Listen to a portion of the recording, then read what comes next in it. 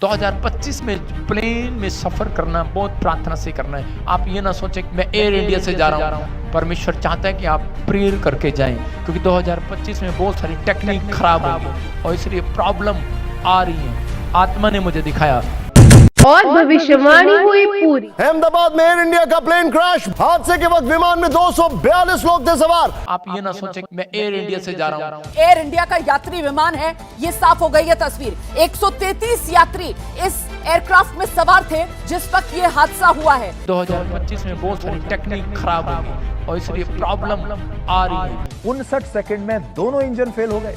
इतनी बड़ी खराबी इस प्लेन में आ गई कि विमान बच नहीं पाया। आप ये ना सोचें कि मैं एयर इंडिया से जा रहा हूँ, क्योंकि 2025 में बहुत सारी टेक्निक खराब होगी और इसलिए प्रॉब्लम आ रही है। आत्मा ने मुझे दिखाया जिस विमान को दुनिया का सबसे सुरक्षित यात्री विमानों में से एक माना जाता था, जिस विमान के सेफ्टी रिकॉर्ड की मिसालें दी जाती हैं कि ये विमान कभी क्रैश नहीं हुआ आज तक, जिस विमान के लिए ये कहा जाता था कि इसका अगर एक इंजन भी फेल हो जाए तो दूसरा इंजन विमान को संभालने में पूरी तरह सक्षम है, वो विमान जो आज तक कभी क्रैश नहीं हुआ, वो आज अहमदाबाद में कैसे क्रैश हो गया, ये सवाल सबके दिमाग में है, जवाब किसी के पास नहीं। टेक ऑफ के बाद विमान के दोनों ही इंजन उसे बचा नहीं पाए। 59 सेकंड में दोनों इंजन फेल हो गए।